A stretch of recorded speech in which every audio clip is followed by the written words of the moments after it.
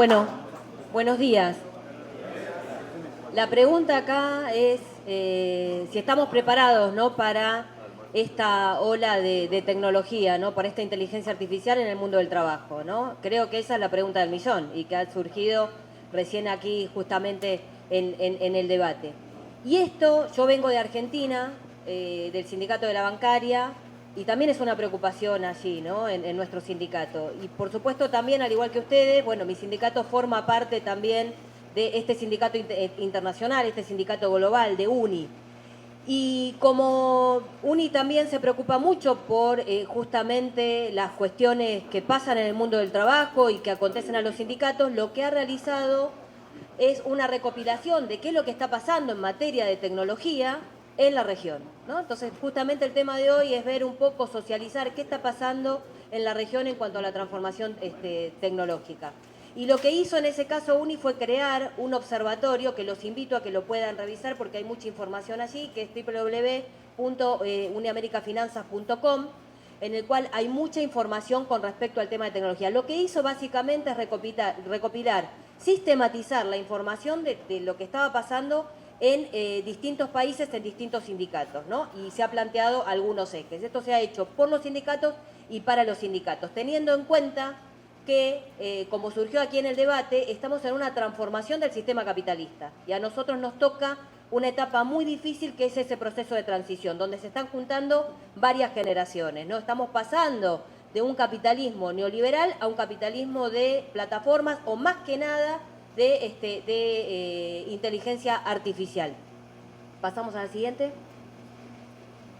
Y acá, un poco para revisar, estos son algunos de los ejes, pero primeramente me quiero remitir, hay un autor que siempre es bueno, que ha escrito mucho sobre el mundo del trabajo y es muy importante que los sindicalistas también revisemos un poco cuál es esta bibliografía de gente que ha escrito mucho sobre las cuestiones sindicales, que se llama Robert Castell.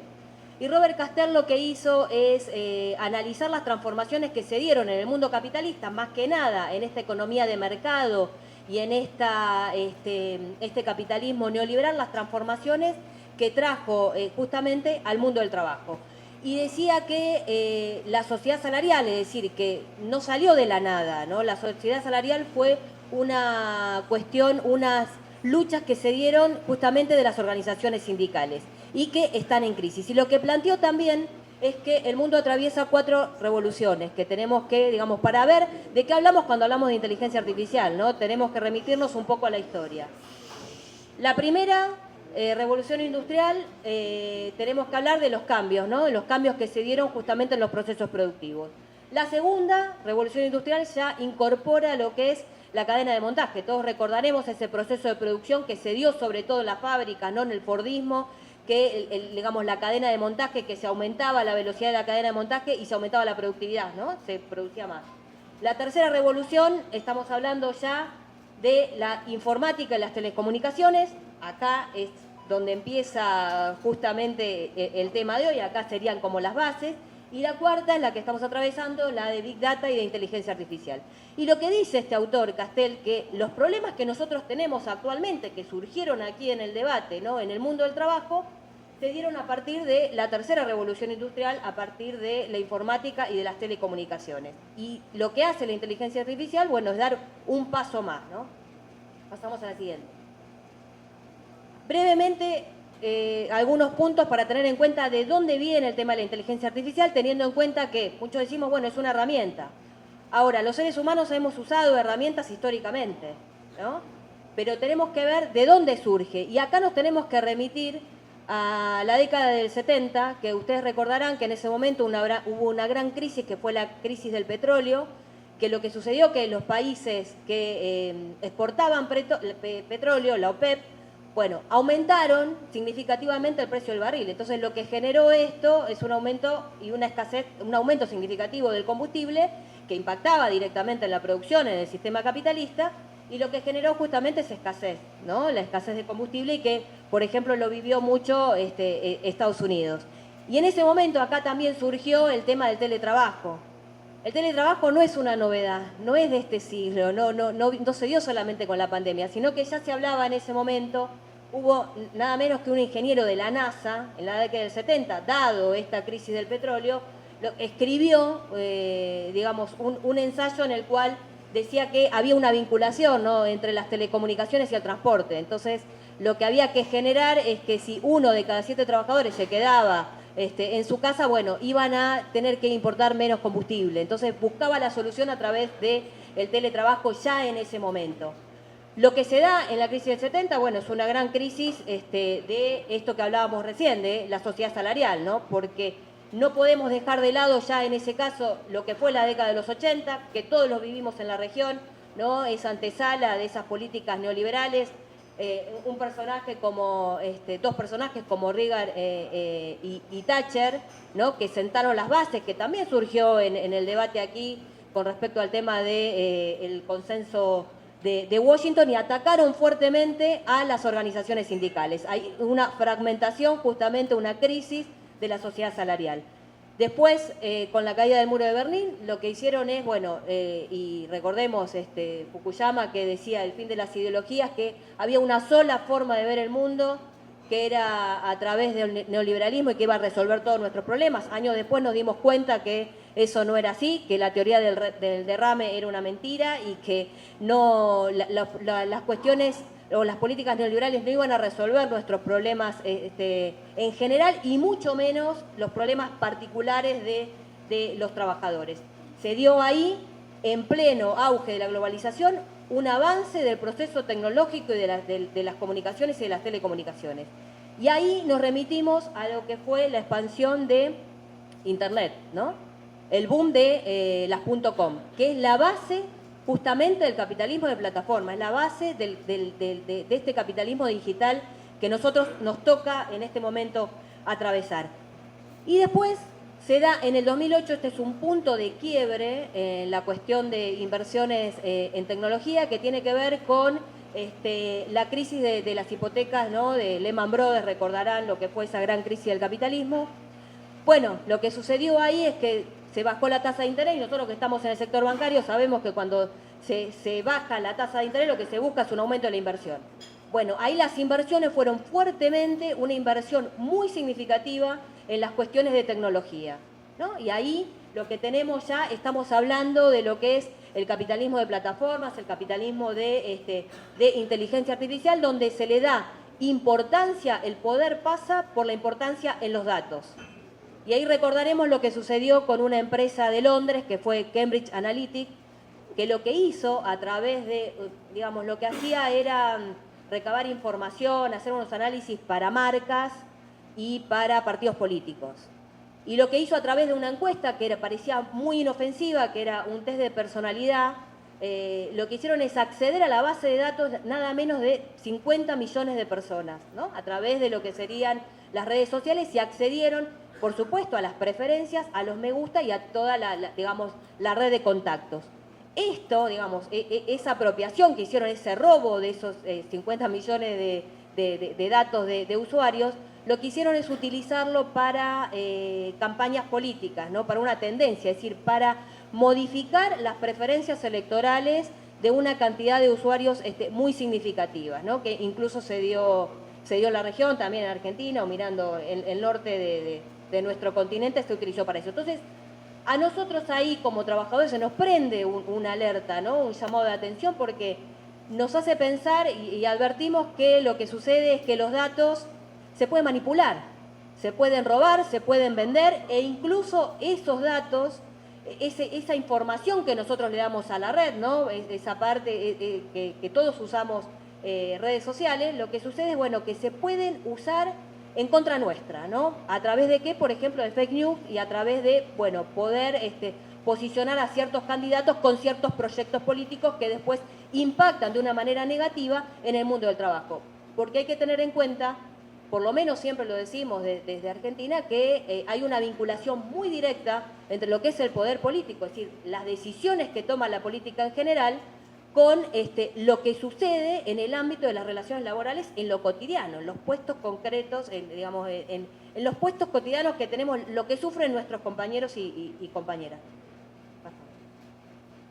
Una de las cosas, como le decía, que el observatorio de UNI, este observatorio de tecnología, sistematizó, bueno, en algunos puntos centrales, ¿no?, que queremos aportar hoy justamente para el debate en esta asamblea, que tiene que ver con cuáles son las tendencias del cambio que se han identificado justamente en la región, los desafíos que tenemos los sindicatos, las estrategias, ¿no? Porque ante nuevos escenarios lo que nos tenemos que plantear son nuevas estrategias, ¿no? Porque tenemos los mismos problemas de siempre, pero agravados, ¿no? Por estas nuevas modalidades.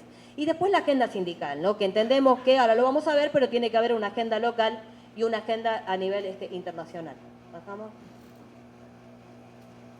En cuanto al primero, las tendencias del cambio, una de las cosas que está sucediendo, que vemos en la región, que tiene que ver a los sistemas de información, ¿no? Lo que se hace es decir, la organización y la gestión de información interna que se da justamente en los bancos se modifica, ¿no? A través de los sistemas. Y justamente lo que busca es mejorar la toma de decisiones, ¿no? Y la eficiencia. Recordemos en este punto que el uso de inteligencia artificial es más que una herramienta para los empleadores, porque les permite tomar a los bancos decisiones en tiempo real. Un ejemplo que hemos visto, el directorio. Se tiene que reunir y cada uno está en un área distinta y se le pedirá un informe a cada uno, o históricamente era lo que se hacía, ¿no? Esas reuniones de directorio. Y, digamos, después se tendría que hacer otra reunión porque deberían cada uno traer los informes. Había un tiempo determinado para el proceso de esa información. Hoy se puede hacer muy rápidamente porque hay una vinculación directa entre los datos que puede procesar la inteligencia artificial, que tiene una autonomía en el aprendizaje. ¿Qué quiere decir esto? Es decir, funciona con gran volumen de datos. Se puede brindar toda la información que tienen los bancos en distintos archivos digitalizados y se le puede pedir un informe determinado en tiempo real. Lo que hace es que se puedan tomar decisiones en tiempo real. Esto, digamos, cambia el negocio. Esto, digamos, la inteligencia artificial cambia el negocio de los bancos, que aquí también se mencionó. Una de las cosas que vimos en esta evolución tiene que ver la robotización, ¿no? La automatización de las tareas, por ejemplo, mediante los robots o los cajeros automáticos, ¿no? Hay que tener en cuenta que todas estas tecnologías digitales forman parte, ¿no? De este ecosistema, digamos, tecnológico. El tema es que la inteligencia artificial lo que genera es que no tiene límites. Por ejemplo, en el caso de los cajeros automáticos, bueno, pueden tener un límite. Puede ser que, no sé, que el cajero hable, que reconozca la voz, que, digamos, tenga alguna función más, pero no tiene el proceso del aprendizaje de manera autónoma, que sí lo tiene la inteligencia artificial. Por eso es que hoy ya estamos hablando de capitalismo de inteligencia artificial y que es la proyección. Y la inversión está puesta fuertemente ahí. Después el tema del enfoque, cómo fue cambiando también en todos nuestros países y en la región, que tiene que ver con respecto al tema de las plataformas que están centradas en la demanda. Lo que quieren las demandas, es decir, sin, digamos, el enfoque puesto en el consumidor, ¿no? Y no en el producto, es decir, qué es lo que están queriendo los usuarios. Y como decíamos, el tema del uso en la evolución de la inteligencia artificial, que son el uso de los algoritmos, que ahora vamos a ver cómo se usan los algoritmos en los lugares de trabajo. Y esto, por ejemplo, de la identificación biométrica, ¿no? Cuántos que tenemos con el celular que directamente podemos abrir una cuenta y, bueno, directamente con el teléfono nos reconocen los datos biométricos, ¿no? Antes parecía impensado. Pasamos a la otra. La evolución, bueno, digamos, en el mismo sentido, ¿no? La automatización de robots, las tareas repetitivas, que esto también ahora vamos a ver cuáles son los puestos que pueden ser reemplazados, ¿no? O que tiene que ver justamente con el análisis de datos o más vinculados a las cuestiones administrativas. Los medios de pagos digitales que cada vez se multiplican más, ¿no? Las billeteras virtuales que lo que hacen justamente es facilitar las transacciones. Cada vez la gente va menos a las sucursales. Y eso nos atraviesa, esto se ha sistematizado a través de este observatorio, que es lo que nos pasa en toda la región. Los asesores financieros remotos. Acá hay una inversión muy fuerte por parte de los bancos, porque se están usando en mayor o menor medida, ¿no? Depende de los bancos, pero esa es la tendencia de lo que son los asesores financieros o los chatbots. En un principio bastante engorroso. Ahora, el tema es que se está perfeccionando tanto este tipo de inteligencias que ya pueden procesar el lenguaje natural. Entonces la persona parece que está hablando con un oficial de cuentas y en realidad está hablando, digamos, detrás hay un algoritmo. Y en este caso está disponible las 24 horas, 24/7. Hay que tener en cuenta qué sucede con los trabajadores que asesoran en la cuestión de finanzas en las sucursales. Si hay un límite que tenemos por ser seres humanos, ¿no? Bueno, los bancos están fuertemente invirtiendo en este tipo de tecnología, este tipo de algoritmos, que los asesores financieros son remotos, y la verdad que es impresionante la forma en que pueden procesar. Parece que están hablando con una persona. Incluso también pueden ponerles el acento, pueden ponerles de qué país, digamos, una entonación determinada. En el caso, por ejemplo, de Argentina, pueden poner la entonación de alguna provincia, algún acento en particular, ¿no? Pasamos. El tema de, anteriormente lo que hablábamos nosotros era solamente del sistema bancario, ¿no? Las sucursales tradicionales, a lo sumo el tema de, por ejemplo, los call centers, ¿no? Pero hay una tendencia, hay un ecosistema del sistema financiero, que hay una diversificación. Acá también se mencionó, bueno, lo que sucede en todos nuestros países. No solamente está el sistema bancario tradicional, sino que aparecen otros, ¿no? Como por ejemplo los bancos digitales, como aparecen las fintech. Y otro de los temas es que, vinculado a la autogestión, como ya lo mencionamos, los clientes no tienen que ir a la sucursal, sino que tienen un montón, un ecosistema, una cantidad de medios alternativos en el cual pueden hacer sus transacciones, a través del teléfono, a través de la computadora, a través de hacer una transferencia, a través de un QR, del pago de billetera virtual. Llegan a su casa y necesitan un asesoramiento en finanzas, pueden tener disponible un algoritmo que 24/7 los asesora particularmente en función del perfil. Y ahí voy al tema de la clusterización, que esto es un tema muy importante. Esto está vinculado a los nichos. ¿Qué es lo que hacen? Diferencia, es decir, esto lo pueden procesar. ¿Es algo que podría hacer un humano? Sí, pero le llevaría más tiempo. Entonces utilizan a través de la inteligencia artificial, lo que hacen es, en función del perfil, de los gustos, de las preferencias, de las transacciones que hagan, de las compras, etcétera, etcétera, lo que hacen es generar nichos, que serían los clúster que le dicen, o clúster. Son los nichos de consumo, y en función de eso poder, a través, por ejemplo, de los asesores remotos, poder ofrecerles determinados productos. Esto ya se está implementando. Hay bancos que lo implementan más que otros, pero esto vino para quedarse y esta es la proyección. Quizás hay bancos que todavía este sistema no lo tienen, pero en función, digamos, la banca va para este lado.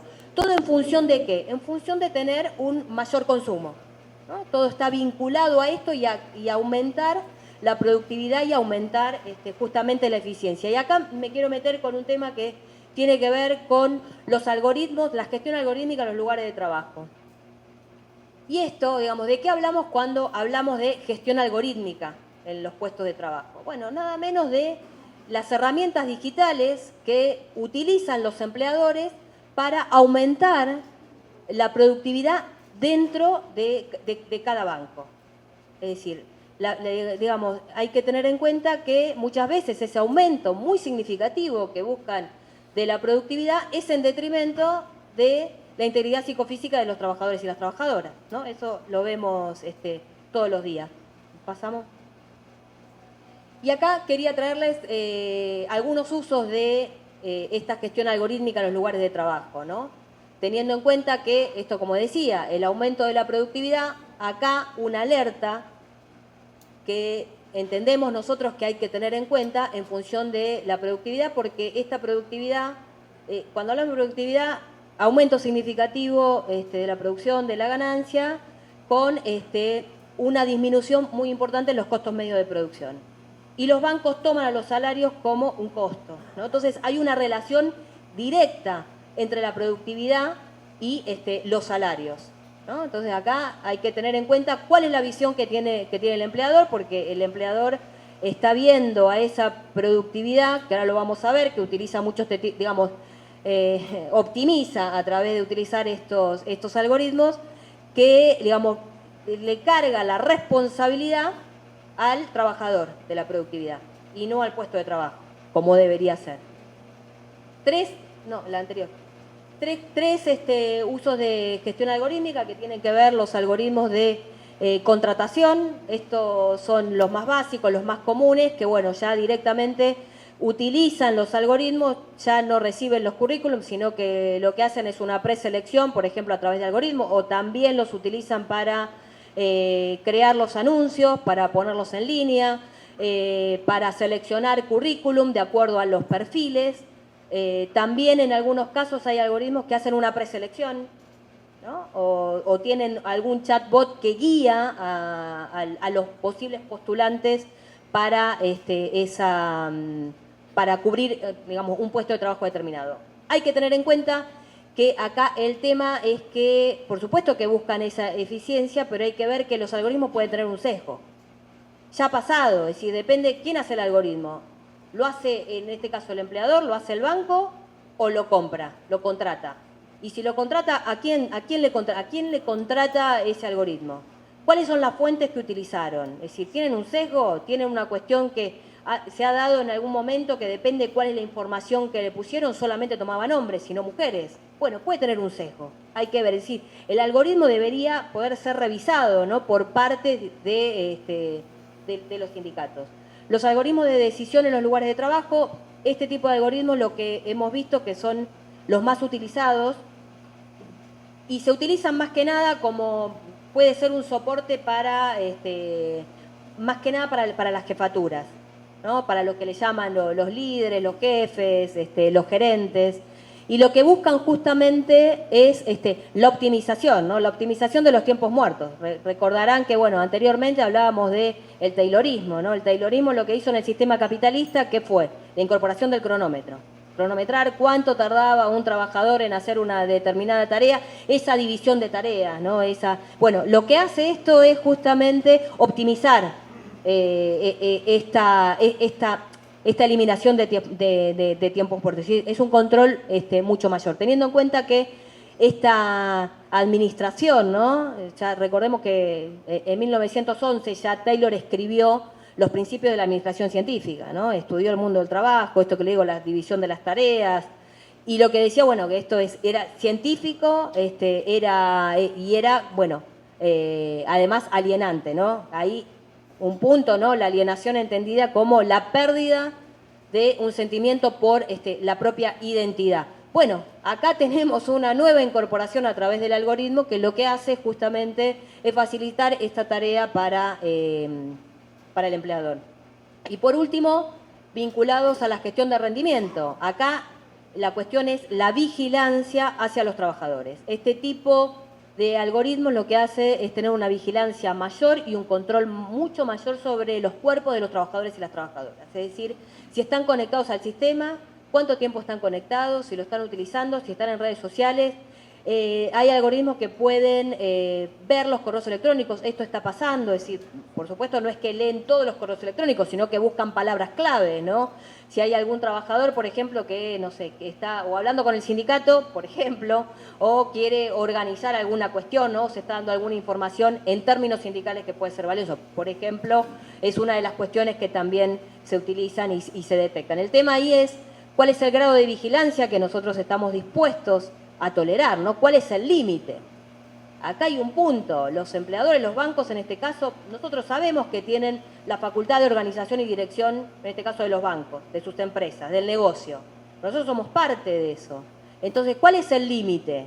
¿Hasta qué punto se va a estar vigilando a un trabajador? Bueno, esto tenemos que verlo. Y además, hay algo que es todavía más nefasto que hemos corroborado, que tiene que ver, bueno, hay algoritmos que en esta cuestión de la gestión por rendimiento evalúan a los trabajadores, ya no lo evalúa un humano, un jefe. Incluso ya nos pasa, muchas veces vamos a comer a algún lugar o tenemos que validar, es decir, cómo nos atendieron, ¿no? O llamamos a algún lugar para hacer un reclamo, después colgamos y nos dicen, bueno, conteste una breve encuesta. Ya directamente ni siquiera nos evalúa en ese caso el empleador, sino que nos evalúan los clientes, ¿no? Bueno, ¿cuál es el límite? Y en función de esto, de la gestión por rendimiento, lo que hacen muchas veces es responsabilizar al trabajador que no llegó a determinado objetivo y directamente la decisión de una desvinculación ya ni siquiera pasa por un jefe, sino que pasa por un algoritmo, ¿no? Y en este caso ahí volvemos al tema del inicio de la productividad. Los bancos en este caso están entendiendo que la productividad es una responsabilidad del trabajador y no del puesto de trabajo. ¿Qué quiere decir esto? Que la tecnología desplaza al trabajador. Esto es muy importante, parece algo que es muy chiquito y parece una pavada, pero realmente es central. Lo contrario sería, si nosotros tenemos una visión más heterodoxa, bueno, ¿y cómo vemos los sindicatos? La responsabilidad de la productividad es de los empleadores, es de los bancos, no pueden escindirse de esa responsabilidad. Y en ese caso quiere decir que la incorporación de tecnología, que nosotros no le tenemos miedo a la incorporación de tecnología, el tema es el uso, ¿no? Y quién controla esa tecnología, esto es lo central. Sino que esa incorporación de tecnología en esta mirada, lo que va a hacer, digamos, formaría parte de lo que sería el proceso productivo, ¿no? Y en ese caso no reemplazaría al trabajador, sino de lo que estamos hablando justamente de la reconversión de los puestos de trabajo, y ahí después lo vamos a atar a la negociación colectiva. Esto lo entendemos como central, pero este tipo de algoritmos en los lugares de trabajo que se están utilizando habitualmente en mayor o menor medida en la región apunta en este sentido, ¿no? Pasamos. Los desafíos que, otro de los ejes que hizo pie el observatorio tiene que ver a los desafíos en la era sindical, ¿no? Vemos que lo que se da, vamos en el mismo sentido que venimos hablando, la organización del trabajo y el empleo, ¿no? En cuanto a la organización del trabajo, bueno, lo vemos, ¿no? Los cambios que se dan en la automatización de las tareas, vemos cómo se disminuye también personal, la flexibilización laboral, ¿no? Cómo se centran las decisiones y las nuevas competencias laborales que se están pidiendo, ¿no? Acá está claro que, sobre todo, el uso de la inteligencia artificial, lo que está sucediendo que, bueno, si nosotros no podemos hablar de reconversión de puestos de trabajo, vamos a estar en serias dificultades, porque tenemos muchos trabajadores que, bueno, que, digamos, podrían aprender este uso de herramientas que hoy se están, cada vez son más masivas. Y con respecto a los cambios del empleo, vemos que, bueno, hay una desprotección laboral mucho mayor y hay unas brechas. Una de las cuestiones que trae el tema de la tecnología, bueno, amplía las brechas de género, que también surgió aquí, y las brechas digitales, ¿no? Pasamos. Y acá hay que tener en cuenta una de las cosas que no quiero dejar de hablar, que tiene que ver que hay puestos de trabajo que son más fáciles de digitalizar, por una cuestión de la tarea que realizan. Una tarea, por ejemplo, alguien que trabaja en tarea administrativa o que trabaja en un call center o que hace cierto análisis de datos o de fraude, por ejemplo. Bueno, ¿es algo que puede hacer un humano? Sí, pero este tipo de tecnología lo que hace es, el procesamiento es más rápido, es en línea, es inmediato. Entonces, esos puestos pueden ser fácilmente automatizados, no así otros, pero esos puestos sí. En cuanto al otro eje que tiene que ver con las estrategias sindicales, una de las cuestiones centrales es el diálogo social, es decir, acá es el punto clave, es la negociación colectiva.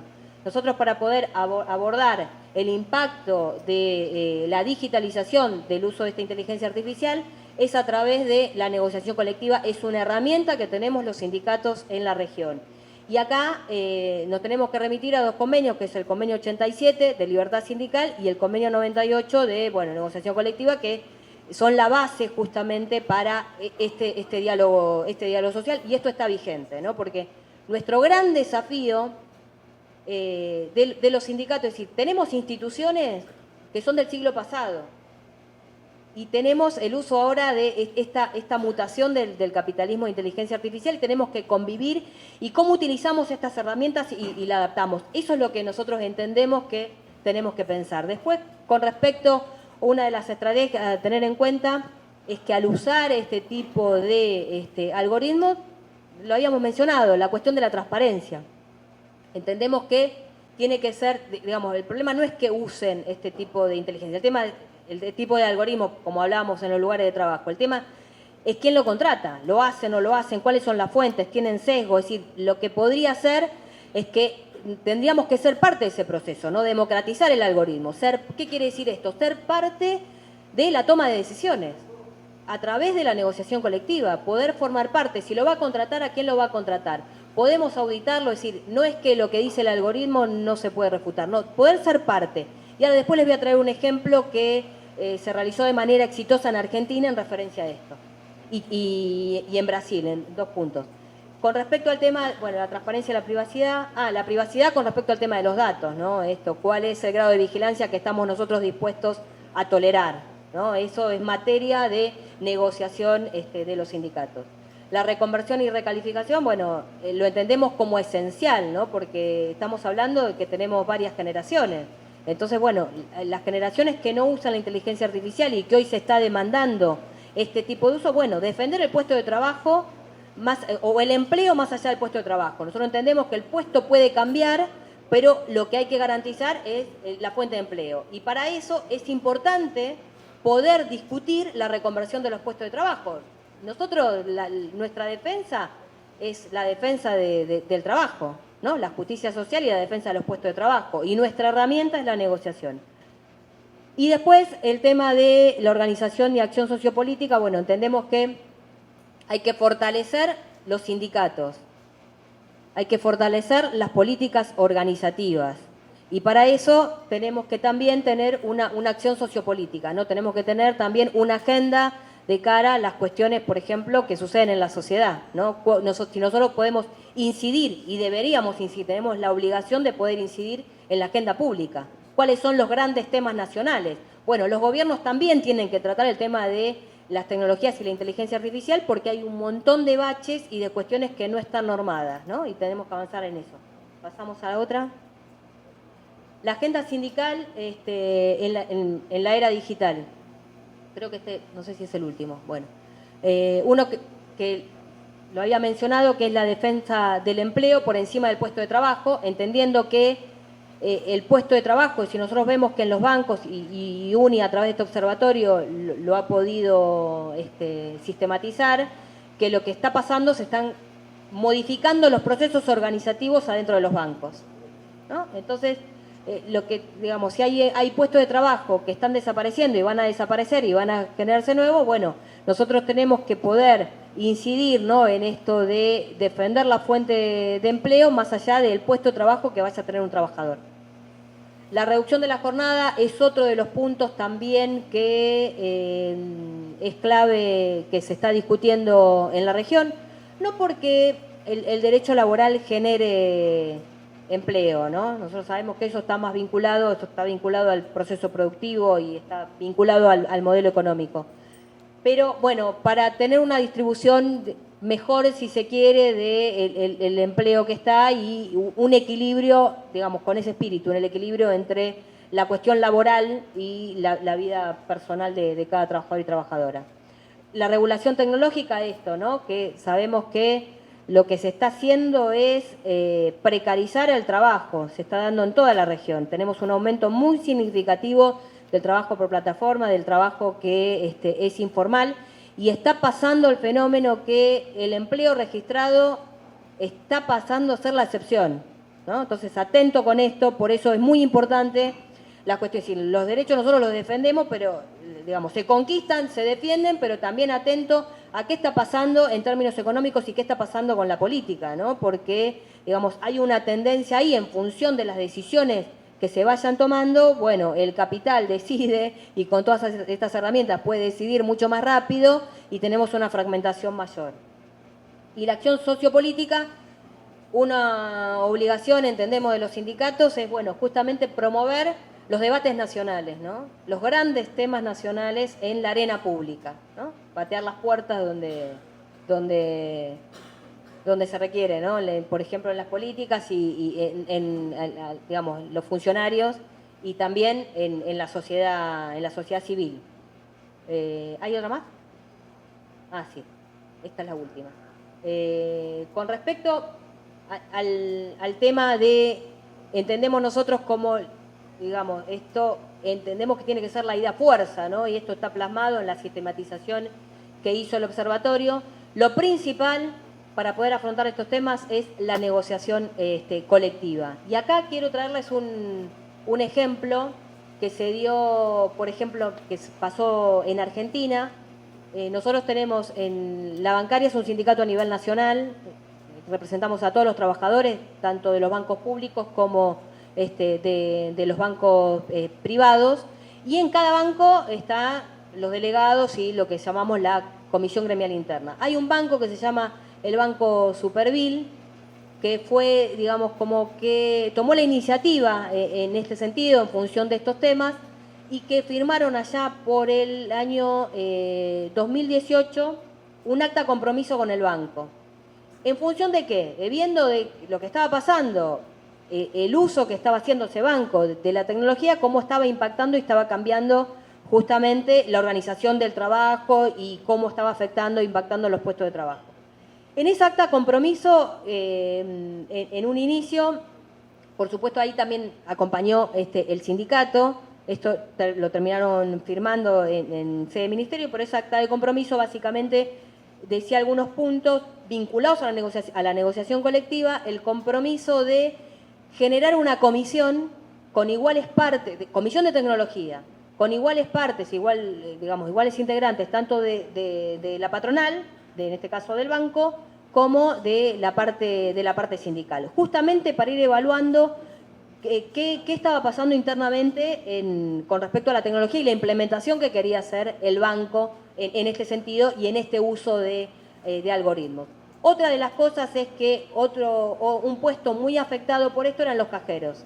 Entonces, en el acta de compromiso quedó plasmado que iban a tener que reubicar a esos trabajadores, que no se dé el despido. Por otro lado, también vinculado, que lo hablamos, la reconversión de los puestos de trabajo, era necesario planes de capacitación. Entonces hubo ahí, a través del instrumento de la negociación colectiva, lo que pudieron hacer es que el banco dijera, bueno, vamos a evaluar cuál es el nivel de capacitación, qué es lo que necesitamos capacitar o cuáles son las habilidades que nosotros requerimos para determinados puestos y ver cuál iba a ser el plan, una propuesta de plan de capacitación en conjunto con los delegados integrantes de esa comisión. Es decir, proteger el trabajo más allá del puesto, ¿no? Y que no surgieran despidos. Ahora, esto fue en el 2018. Después, en el 2022, como hay una dinámica, y acá también surgió que esto es tan rápido, los cambios, que ya no podemos proyectar ni a 5 ni a 10 años, sino que esto se acorta.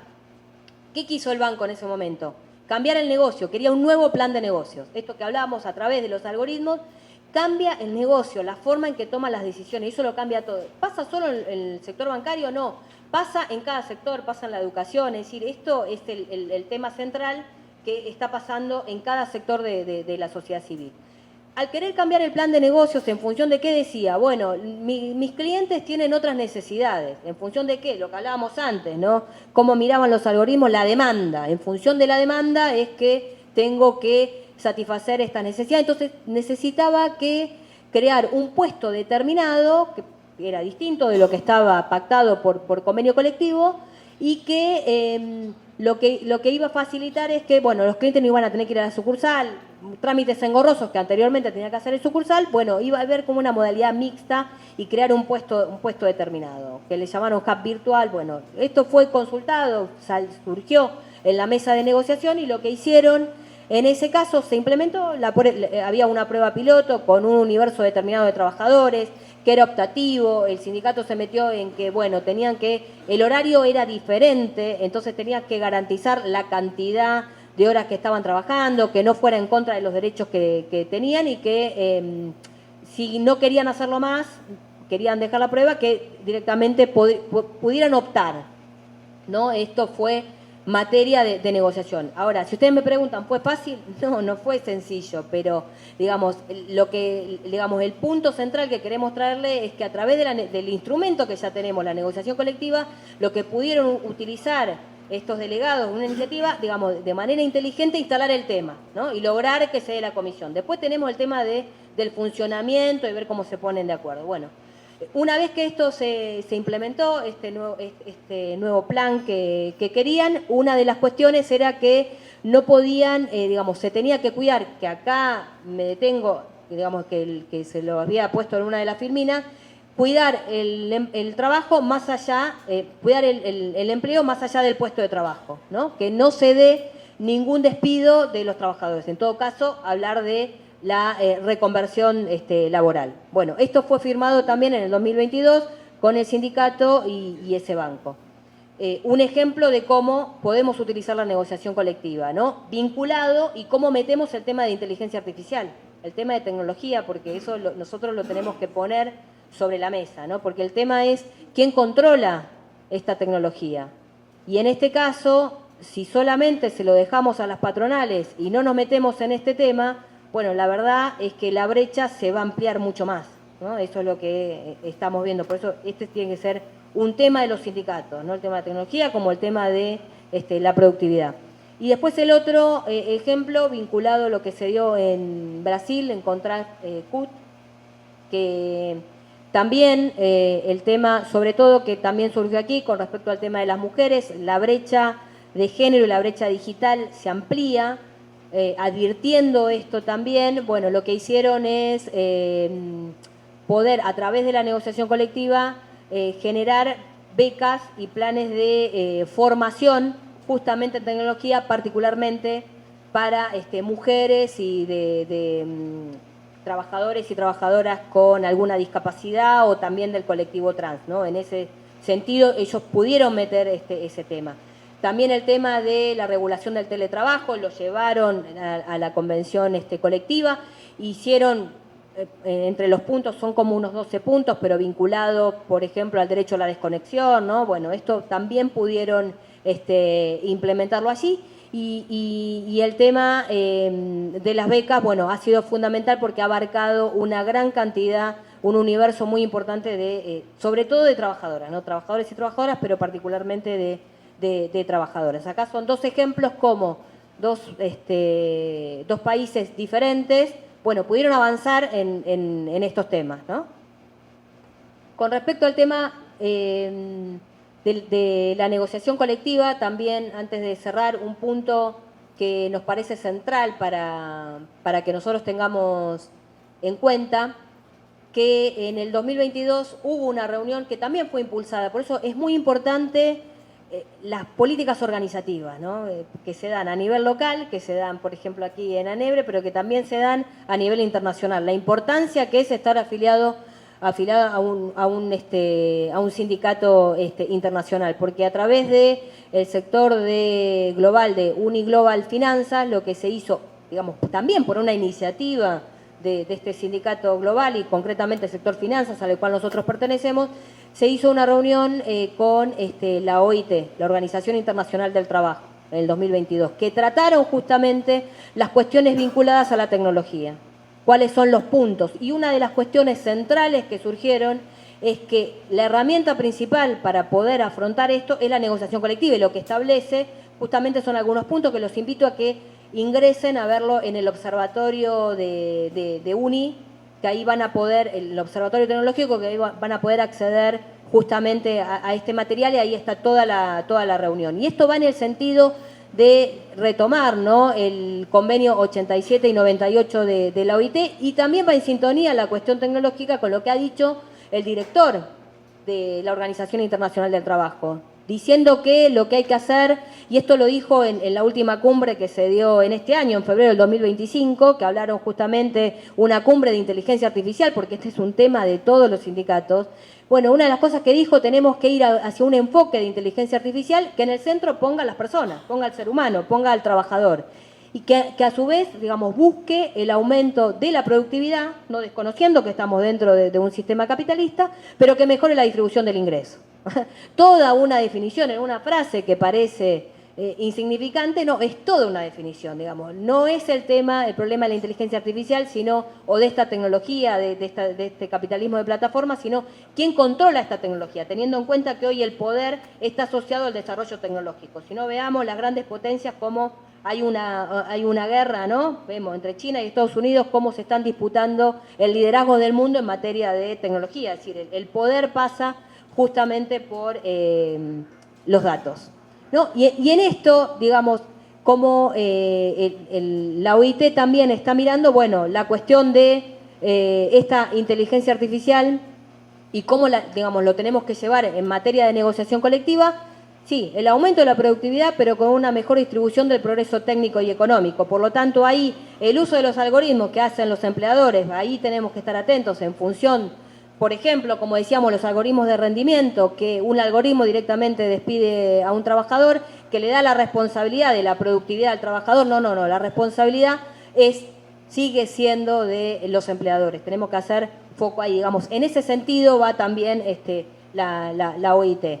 Entonces entendemos que lo principal es la participación sindical, es decir, lo que tenemos que hacer es impulsar los convenios colectivos. Negociar colectivamente, negociamos todo el tiempo, ¿no? Porque tenemos negociaciones, sabemos, formales e informales, ¿no? Las informales las tenemos todos los días en el puesto de trabajo, en las cuestiones que surgen, los problemas que tenemos cotidianos en el ámbito de las relaciones laborales, que tenemos que resolver muchas veces con el jefe inmediato. Y de ahí, escalando, ¿de acuerdo? Por eso es muy importante la formación, ¿no? Y la formación de los líderes sindicales. ¿Cuánto tardamos en formar a un líder sindical? Bueno, muchos años. ¿Cuánto tardamos en formar a un director de escuela, no? Bueno, requiere de una experiencia, de una práctica político-sindical muy importante en el terreno, requiere también que aprenda de otros compañeros y compañeras que estuvieron anteriormente, ¿no? Dar ese trasvasamiento generacional y también del marco teórico, ¿no? Saber, digamos, con qué contamos, ¿no? Y digamos, de la dinámica, ir viendo, ir leyendo qué está pasando socialmente. Y es muy importante que podamos avanzar y podamos, digamos, incorporar, llevar a la mesa de negociación estos temas de inteligencia artificial y de la gestión algorítmica. El acceso a la información es clave, ¿no? Esto ya lo vimos, que los empleadores nos pueden correr con ventaja con respecto a tener una información mayor si solamente le delegamos a ellos, hay una delegación de el manejo de este tipo de herramientas. Nosotros tenemos que ser parte del proceso, de todo el proceso.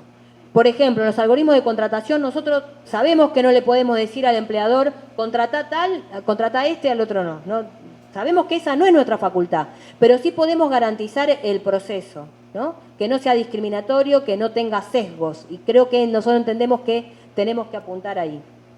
Y el tema de la transparencia, ¿no? La transparencia es transparentar los mecanismos de la utilización del uso de la inteligencia artificial. El problema no es que se utilice, sino cómo se utilice y que no sea la excusa el uso de este tipo de herramientas para achicar lo que es la estructura ocupacional, ¿no? Para achicar los puestos de trabajo. Entendemos que puede haber una transformación, que pueden haber puestos que desaparecen y que aparezcan nuevos, pero entendemos que tenemos que ser parte del proceso y poder, digamos, utilizar y defender, porque es la única herramienta que tenemos, la negociación colectiva, para poder digamos, equiparar estas dificultades, ¿no? O estas desigualdades que trae el uso de este tipo de herramientas por parte de los bancos y fundamentalmente poder hablar de la reconversión de los puestos de trabajo. Esto nosotros lo entendemos como clave. Creo que no hay ninguna más, ¿no?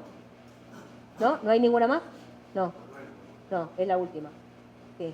Bueno, como les decía, esto era el aporte que queríamos traer justamente para el debate, entendiendo que en mayor o menor medida el uso de este tipo de algoritmos lo están utilizando los bancos en la región.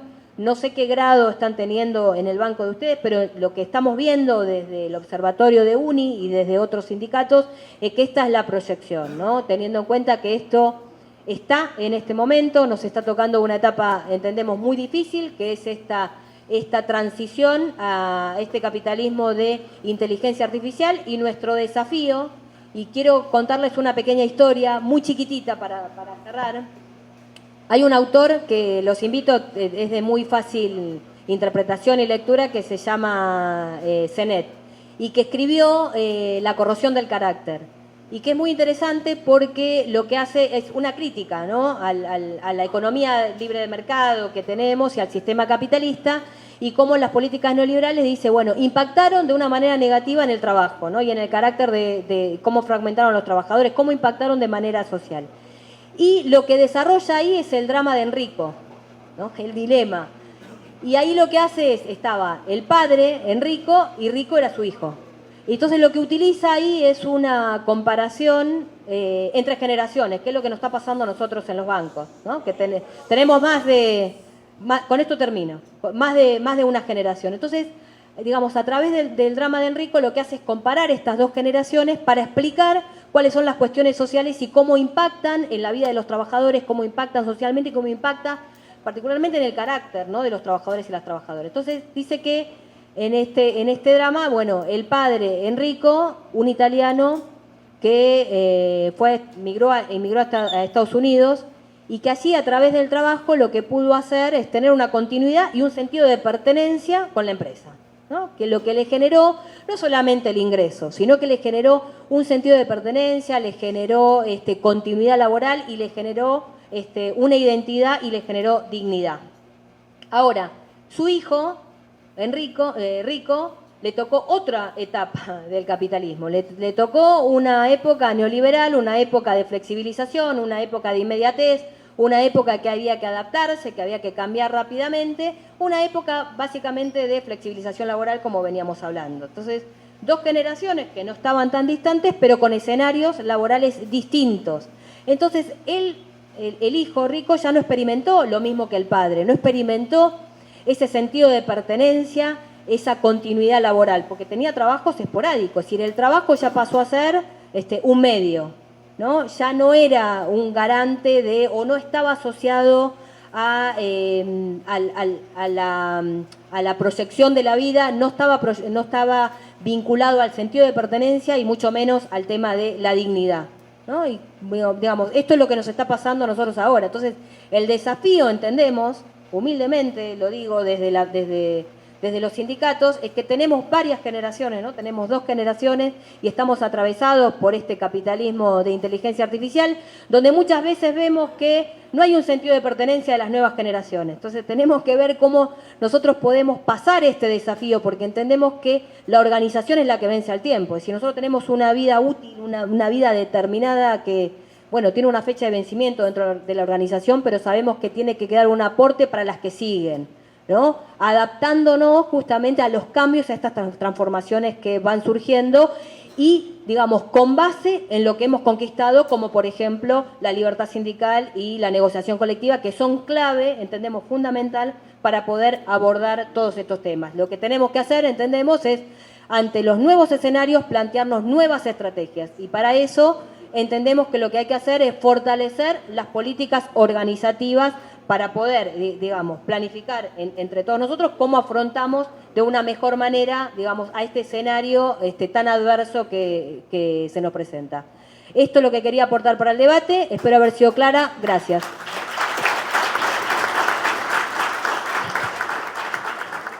De hora.